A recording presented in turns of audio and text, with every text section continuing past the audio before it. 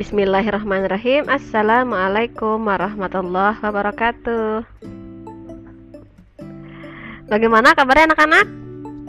Nah, sekarang kita akan belajar IPA ya, tentang zat dan wujudnya. Kemarin sedikit Ibu bahas ya, sudah dibahas sama Ibu.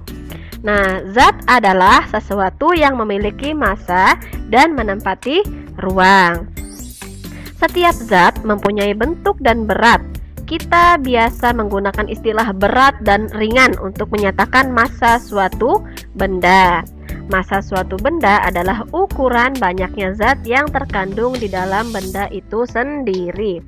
Ruang yang ditempati oleh suatu benda biasa disebut volume. Ya, di matematika kayak misalnya kubus itu kan mempunyai volume karena dia menempati ruang. Setiap benda mempunyai volume tertentu.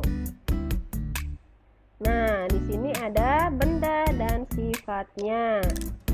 Sifat benda berdasarkan wujudnya dan sifat benda berdasarkan perubahan benda dan selanjutnya kegunaan benda tersebut ya. Di sini ada tiga benda, ada tiga wujud benda, yaitu benda padat, benda cair, dan benda gas. Nah, di sini zat padat yaitu ciri-cirinya memiliki volume dan bentuk yang tetap. Gas memiliki volume tidak tetap dan dengan cepat mengisi wadah ruang yang ditempatinya atau bentuknya tidak tetap. Zat cair memiliki volume tetap tetapi bentuknya berubah-ubah. Nah, di sini yang pertama kita bahas tentang sifat benda padat. Ya, sifat benda padat adalah bentuk dan ukurannya tidak mengikuti bentuk wadahnya dan memiliki ciri khas yang berbeda-beda. Nah, di sini ada gambar susunan partikel ya yang tidak bisa dilihat oleh mata kita. Susunan partikel pada zat padat sangat rapat karena gaya tarik antar partikel sangat kuat. Di sini ciri-cirinya ini partikel-partikelnya ya yang Ibu tunjukin ini. Nah, di sini ciri-cirinya yaitu letaknya sangat berdekatan. Coba dilihat gambarnya. Nah, ini ya betul.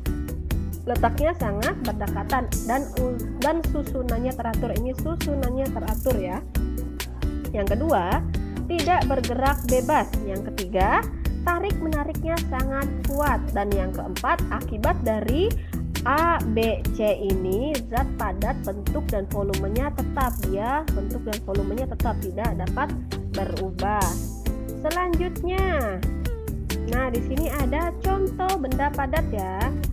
Contoh benda padat apa saja? Nih ada bangku, meja, kursi, ya pokoknya benda-benda yang padat yang tidak dapat berubah. Buku, ya. Terus Bu, kalau misalnya kerudung bagaimana? Kain bagaimana? Itu kan lembek. Nah, itu termasuk benda padat juga ya. Oke, selanjutnya di sini ada sifat benda cair.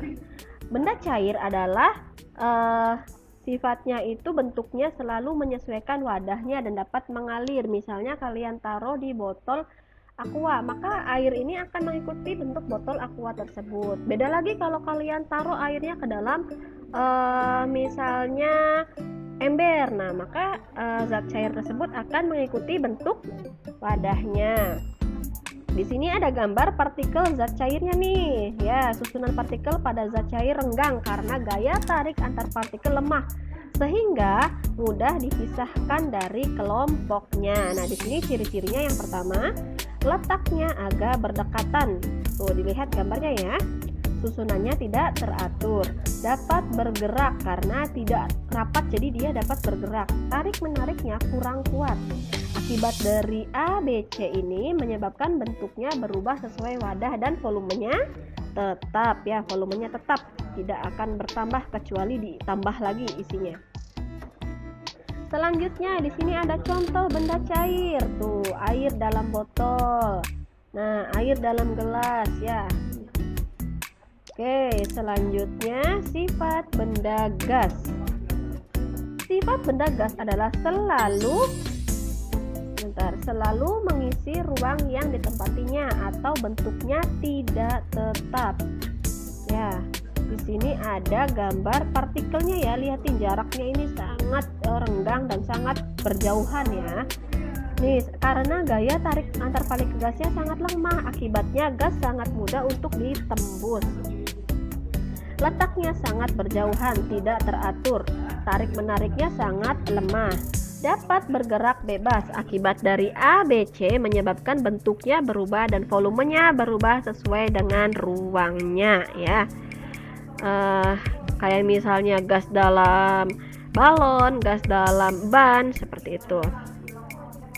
Nah, selanjutnya ini ada contoh-contoh benda gas. Nah, ini ada balon udara ya. Ada lagi balon yang ditiup tuh. Balonku ada 5 seperti itu ya. Oke, di sini ada perubahan sifat benda. Emang benda dapat berubah, Bu? Dapat, bisa dong ya. Bisa, benda itu bisa berubah. Di sini apabila dipanaskan ya. Apabila benda itu dipanaskan, maka dia akan mengalami perubahan wujud, seperti misalnya coklat meleleh menjadi cair kalau misalnya kita panasin atau terkena sinar matahari ya. Es krim juga kan dia dari padat itu dapat meleleh ya. Oke, selanjutnya benda dapat berubah apabila dibakar ya. Mengalami perubahan bentuk, ukuran, warna, rasa, dan bau. Contohnya kertas yang dibakar, kan tadinya kertasnya utuh, ketika dibakar dia akan jadi kayak abu, kayak seperti itu.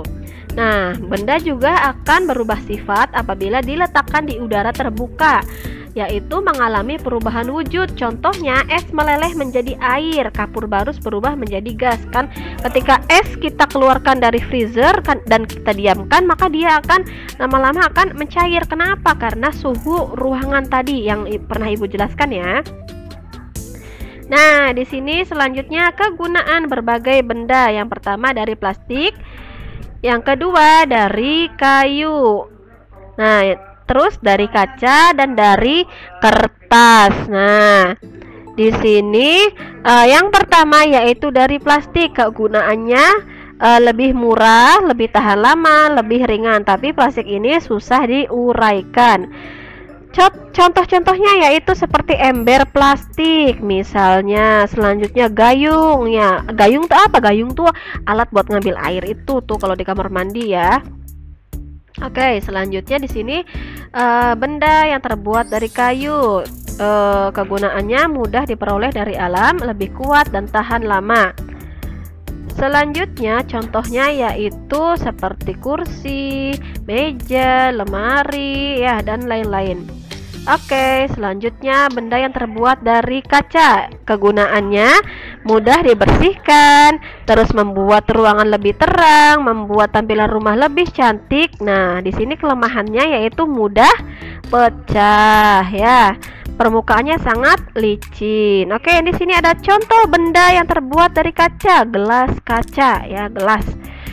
Cangkir juga, kemudian kaca jendela atau cermin ya. Oke, selanjutnya ada kertas. Kegunaannya yaitu untuk membuat buku, membuat majalah, dan lain sebagainya ya. Bisa juga untuk alat pembersih, sebagai alat pembungkus juga. Oke, contohnya seperti buku, koran, majalah ya. Tuh, komik juga. Oke. Selanjutnya ada di sini wujud zat. Nah, zat menurut wujud terdiri dari zat padat, cair, dan gas. Zat adalah sesuatu yang mempunyai massa dan menempati ruang. Cara membuktikan zat memiliki massa dapat dilakukan dengan cara menimbang atau mengukur ya, dengan timbangan atau neraca. Cara membuktikan zat menempati ruang dapat dilakukan dengan cara memasukkan pada suatu wadah. Nah, di sini ada peta konsep tentang perubahan benda. Kita di sini membahas jenis macam perubahan benda, dan di sini ada faktor-faktornya. Di sini perubahan benda ada perubahan fisika yaitu perubahan sementara, kemudian ada perubahan kimia yaitu perubahan tetap. Nah, faktornya ada dari pembakaran, ada pendinginan, pencampuran dengan air, pembusukan, pekaratan, dan pemanasan. Nah, di sini pembakaran nih. Tuh, Benda ketika dibakar dapat menyebabkan terjadinya perubahan bentuk, warna, kelenturan, dan bau benda.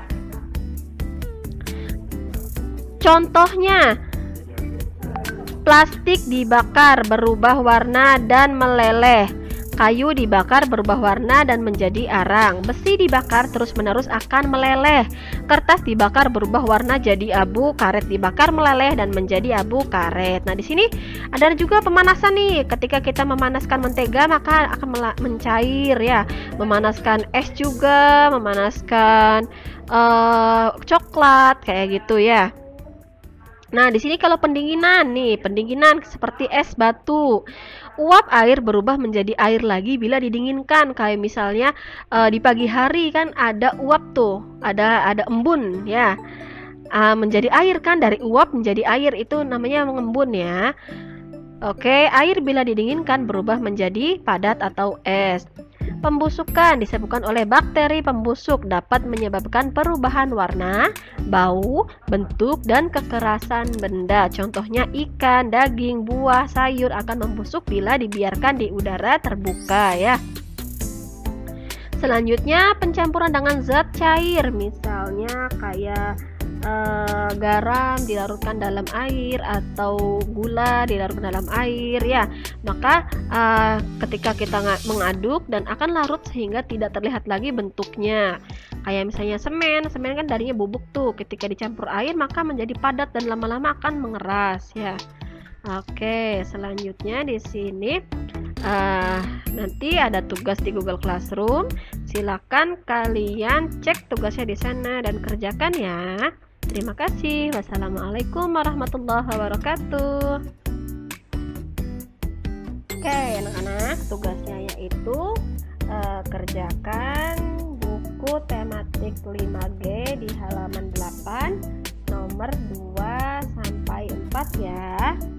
Dikerjakan di buku tulis. Kemudian jangan lupa kirim ke Classroom dan klik tanda sebagai selesai.